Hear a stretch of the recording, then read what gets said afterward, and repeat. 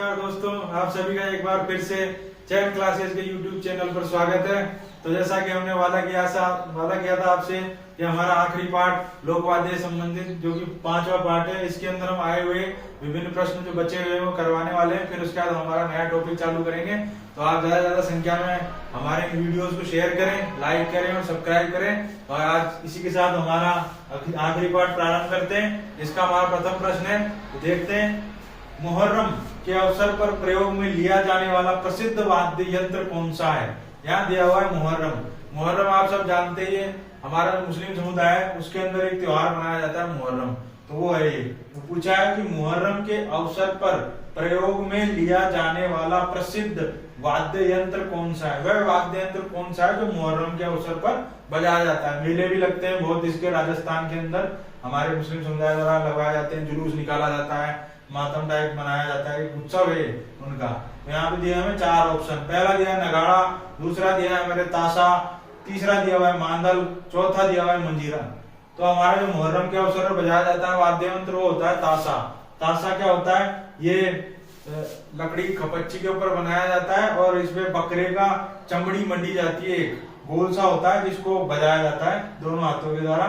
तो इसका आंसर हो जाएगा हमारा ताशा। तो अब बढ़ते हैं हमारे अगले प्रश्न की ओर। हमारा अगला प्रश्न है वाद्य यंत्र से संबंधित।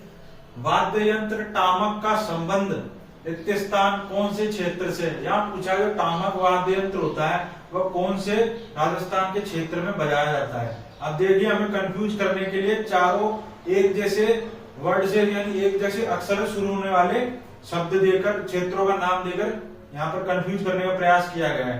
पहला है मेवात, दूसरा दिया हुआ है मारवाड़, तीसरा दिया हुआ है मेवाड़, चौथा दिया हुआ है मेरवाड़ा। तो क्या है, जो आदमी हो, जो भी पढ़ के आया हो, हमारा स्टूडेंट या हमारा बच्चा, वो ये देखकर कंफ्यूज हो जाए कौन सा लगाऊं क्या ना लगाऊं। तो यहाँ पर जो टामक जो होता है वाद्य यंत्र को मेवात क्षेत्र के अंदर बजाया जाता है। अच्छे से याद कर ले, चाहे मारवाड़ दिया हो मेवाड़ दिया हो, हमें याद रखना है मेवात, क्योंकि इसका उत्तर जो होगा वो मेवात होगा। मेवात में जिले भी पूछे जा सकते हैं। तो मेवात में कौन से जिले आते हैं? मेवात में आते हैं हमारे अलवर और भरतपुर। अलवर भरतपुर दिया हो तो वो आंसर लगाएंगे। तो इसका उत्तर हो जाएगा हमारा मेवात। ये पीटीआई के अंदर पूछा गया प्रश्न है, महत्वपूर्ण प्रश्न है, अच्छा प्रश्न है। आगे बढ़ते हैं और हमारा अगला प्रश्न है, निम्न में से कौन सा यंत्र राजस्थान के 13 ताली नृत्य में काम में नहीं आता है? यहाँ पर दिया हुआ है नहीं। यहाँ पर इस शब्द को बहुत अच्छे से पढ़ना है हमें। नहीं, कथन सत्य है या सत्य है, ऐसे शब्द जो होते हैं कंफ्यूज कर देते हैं और हम कई बार इनको स्किप कर जाते हैं। स्किप करने से हमें उत्तर पता नहीं चलता, हम गलत उत्तर लगा जाते हैं और हमारा आंसर गलत हो जाता है, हमारा नंबर कट जाता है। इसलिए बहुत ही सावधानी से हमें प्रश्न को पढ़ना है। यहाँ दिया है निम्न में से कौन सा यंत्र यानी वाद्य यंत्र राजस्थान के 13 ताली नृत्य में काम में लिया जाता है? 13 ताली नृत्य। अब देखिए, 13 ताली नृत्य जो है कौन से हमारे लोक देवताओं से संबंधित है? रामदेव जी के लोक देवता जो है रामदेव जी, उनसे संबंधित है 13 ताली नृत्य। अब यहाँ पर 13 ताली नृत्य में काम में नहीं आता ये पूछा है, तो हम देखेंगे मंजीरा 13 ताली नृत्य में काम में आता है, तानपुरा काम में आता है 13 ताली नृत्य में, चौतारा काम में आता है, इसको वेणु भी कहते हैं, मैंने आपको याद कराया था पहले जब शुरुआत के वीडियो में प्रश्न दिए थे। बचा एक डेरू। डेरू है वो 13 ताली नृत्य से संबंधित नहीं है। तो इसका जो उत्तर होगा हमारा 13 ताली नृत्य से कौन सा वाद्य यंत्र संबंधित नहीं है? डेरू।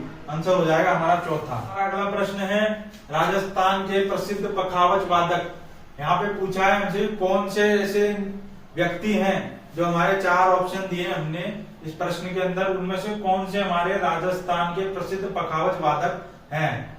तो हमको क्या है, अधिकतर हम ये नाम दिए होते हैं, इनमें देखते हैं कि कोई हमारा मुस्लिम भाई का नाम तो नहीं है, वही अधिकतर लोग वही आंसर लगा के आ जाते हैं। अब यहाँ 2 आपको ऑप्शन मुस्लिम नाम दे रहे हैं, तो कई जो होते हैं ना तुक्के मारने वाले सोचते हैं यार आ नहीं रहा, क्या पता इनमें से ही निकल जाएगा, लगा देते हैं, ये लगा दिया तुक्का। जबकि ऐसे नहीं लगाना चाहिए, अच्छे से पढ़ के जाना चाहिए। यहाँ पहला हमको ऑप्शन दिया हुआ है पंडित राम नारायण, दूसरा दिया हुआ है पंडित पुरुषोत्तम दास, तीसरा दिया हुआ है उस्ताद असद अली खां, चौथा दिया हुआ है उस्ताद हिदायत खां। अब यहाँ पे जो हमारा उत्तर है ना इसका, वो है पंडित पुरुषोत्तम दास। पंडित पुरुषोत्तम दास इसका हमारा आंसर है। ये जो प्रश्न है ये पुराने जेल प्रहरी के अंदर पूछा गया है, पीटीआई के अंदर पूछा गया है, इसलिए महत्वपूर्ण प्रश्न है। और इस प्रकार के जो नाम याद करने वाले होते हैं इनको रटना ही पड़ता है, इसका कोई और तोड़ नहीं होता कि भाई कोई आप इसका तोड़ निकाल लो, भाई ये कोई उक्ति निकाल लो कि भाई इसके नाम में कोई कमी ऐसे रट लें। जैसे हम वो तारा, सतारा के अंदर तारा है तो ये तत्वाद्य नहीं है, सुरीसवाद्य, ऐसे तरीके से याद नहीं कर सकते हम इनको, रटना ही पड़ेगा इनको, जैसे किताबों के राइटर याद करते हैं। चलिए आगे बढ़ते हैं। हमारा अगला प्रश्न है, राजस्थान में भाट जाति के मुख्य कार्य क्या हैं, क्या कार्य हैं? यहाँ पर दिया हुआ है भाट।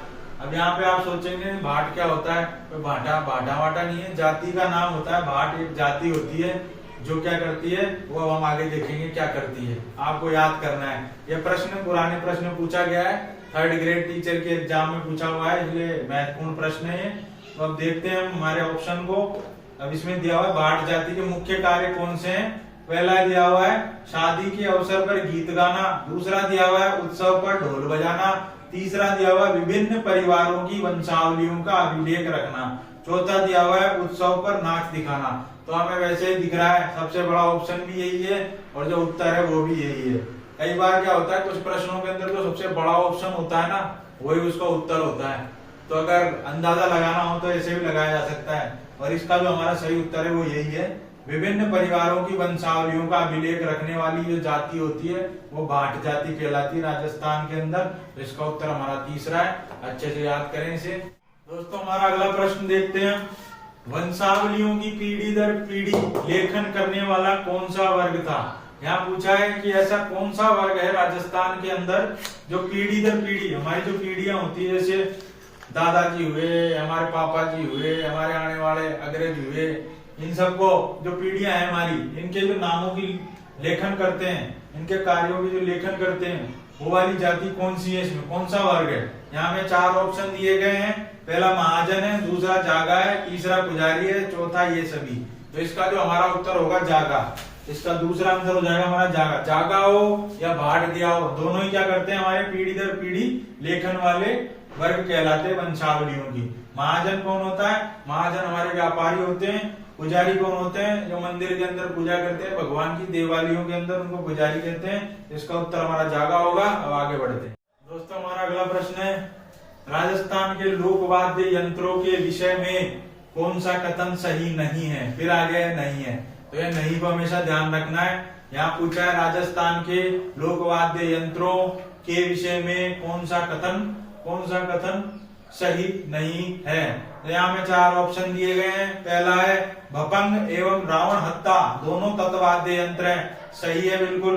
दूसरा दिया हुआ है अलगोजा एवं मोरचंग दोनों फूंक वाद्य यंत्र है, फूंक वाद्य यंत्र जो फूंक से बजाए जाते हैं यानी सुशिर वाद्य यंत्र, दोनों में से कुछ भी हो एक ही चीज है, ये भी सही है। यहाँ पर दिया हुआ है ढोलक एवं नौबत दोनों थाप वाद्य यंत्र है, थाप वाद्य यंत्र जो हाथ से मार कर बजाए जाते हैं, चोट कर बजाए जाते हैं, उनको थाप वाद्य यंत्र भी कहा जाता है। आखिरी है फूंक वाद्य यंत्र बाकियां एवं कर्णा को मांगलिक अवसर पर नहीं बजाया जाता, ऐसा तो नहीं पढ़ा हमने, बजाया जाता है। तो यहाँ पूछा है कौन सा कथन सही नहीं है, तो इसका जो उत्तर हो जाएगा हमारा चौथा। ये टीचर की एग्जाम 2nd ग्रेड एग्जाम के अंदर पूछा गया है, इसलिए अति महत्वपूर्ण प्रश्न है, अच्छे से पढ़े। आगे बढ़ते हैं, हमारा अगला प्रश्न है, घूमर नृत्य के समय कौन से वाद्य यंत्रों की आवश्यकता होती है। घूमर नृत्य राजस्थान का प्रमुख नृत्य है, कौन से घूमर नृत्य के समय कौन से वाद्य यंत्रों की आवश्यकता होती है, ये पूछा गया है हमसे यहाँ पे। इसमें पहला ऑप्शन दिया हुआ है हमें ढोलक एवं वीणा की, दूसरा मंजीरा एवं वीणा की, तीसरा केवल ढोलक की, चौथा ढोलक एवं मंजीरा की। तो जो घूमर नृत्य होता है उसके अंदर जो वाद्य यंत्रों की आवश्यकता होती है उसका है हमारा उत्तर यहाँ पर ढोलक एवं मंजीरा। ये जो प्रश्न है एग्रीकल्चर ऑफिसर 2013 में भी पूछा गया है, इसलिए महत्वपूर्ण प्रश्न है। चलिए आगे बढ़ते हैं दोस्तों, हमारा अगला प्रश्न है भपंग वाद्य यंत्र कौन से क्षेत्र में बजाया जाता है। मेवात में, मेरवाड़ा में, मारवाड़ में। अब यहाँ देखिए केवल वाद्य यंत्र का नाम चेंज कर दिया गया है, इससे पहले मैंने आपको टामक वाला पढ़ाया था, सेम वैसे ही, बस यहाँ टामक की जगह भपंग वाद्य यंत्र का नाम लिख दिया गया है और ऑप्शन सेम टू सेम वही डाले गए इस प्रश्न में। तो ये जो प्रश्न है ये एग्रीकल्चर ऑफिसर 2019 के अंदर पूछा गया, महत्वपूर्ण प्रश्न है, इसलिए क्षेत्रों को याद करना ही बहुत जरूरी है, कौन सा वाद्य यंत्र कौन से क्षेत्र में बजाया जाता है। तो यहाँ पर दिया हुआ भपंग कौन से भपंग वाद्य यंत्र कौन से क्षेत्र में बजाया जाता है? तो इसका जो उत्तर होगा हमारा मेवात। भपंग हो, अपंग हो, टामक हो, ये सब कहाँ बजाए जाते हैं? मेवात में। आगे बढ़ते हैं दोस्तों। हमारा अगला प्रश्न है, मारवाड़ के जोगियों द्वारा गोपीचंद भर्तहरि, निहाल देव आदि के ख्याल गाते समय निम्न में से कौन सा वाद्य यंत्र प्रयोग किया जाता है? तो इस प्रकार के प्रश्नों को ढंग से पढ़ना है। कई बार हम पढ़ते पढ़ते ही प्रश्न में कंफ्यूज हो जाते हैं कि क्या पूछ रहा है आदमी, इतना लंबा चौड़ा प्रश्न दे दिया, करे क्या।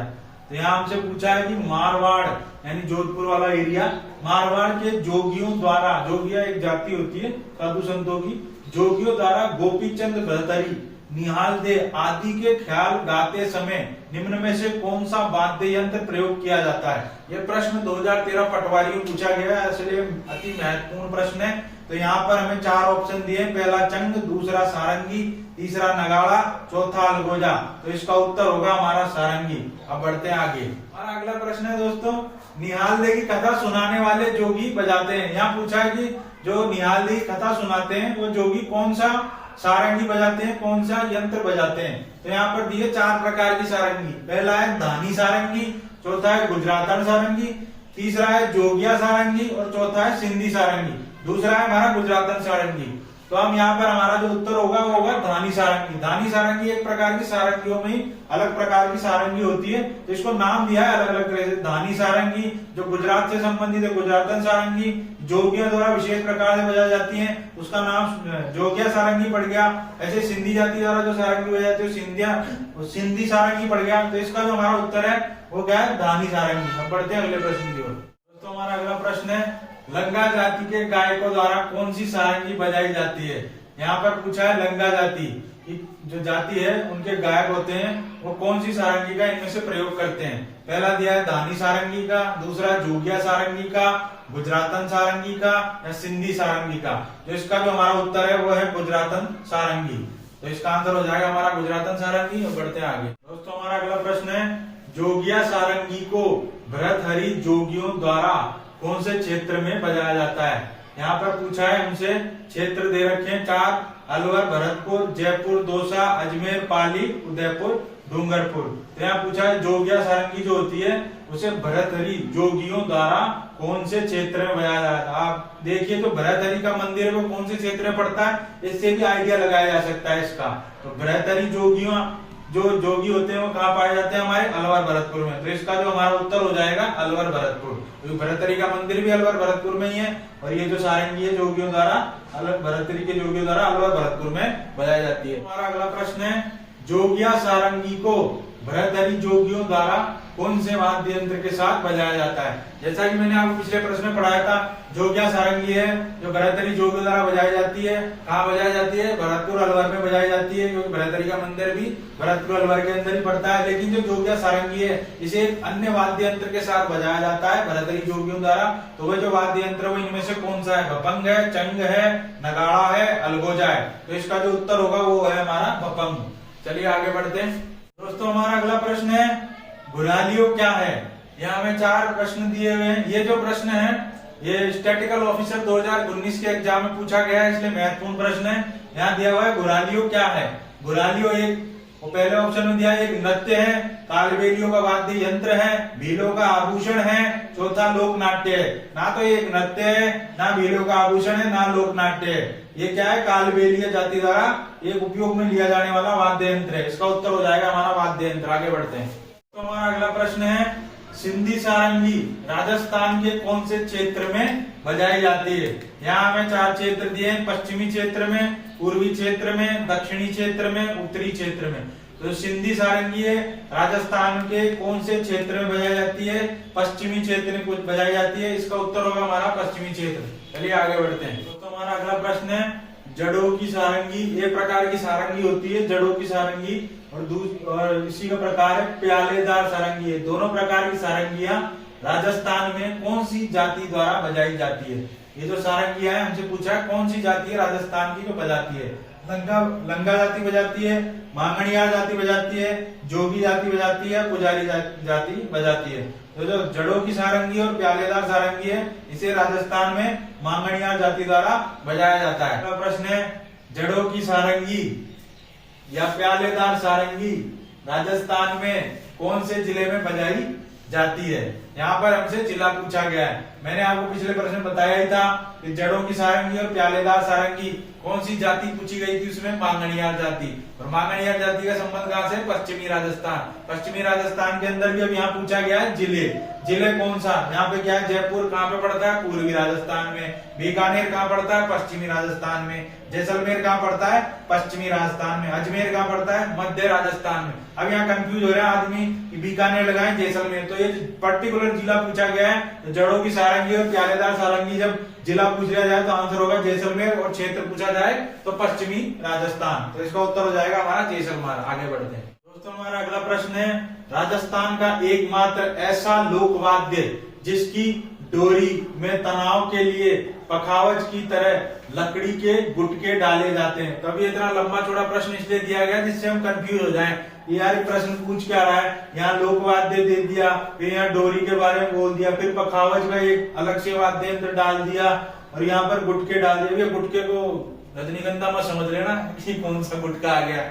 ये गुटके होते हैं छोटे छोटे लकड़ी के कटे हुए टुकड़े होते हैं, वो गुटके होते हैं, इनको डोरी के अंदर डाल दिया जाता है। तो यहाँ से पखावज के जैसा दिखता है वो, ये बताया गया है। तो हमको इससे पकड़ना होगा क्या है इसका उत्तर 4 में से। और ये जो प्रश्न है आरएस 2013 में पूछा गया है, शानदार प्रश्न है। आरएस का प्रश्न अपने आप में लाजवाब होता है। तो इसमें दिया हुआ ताशा, रावलों का मांदल, चंग, जोगियों की सारंगी।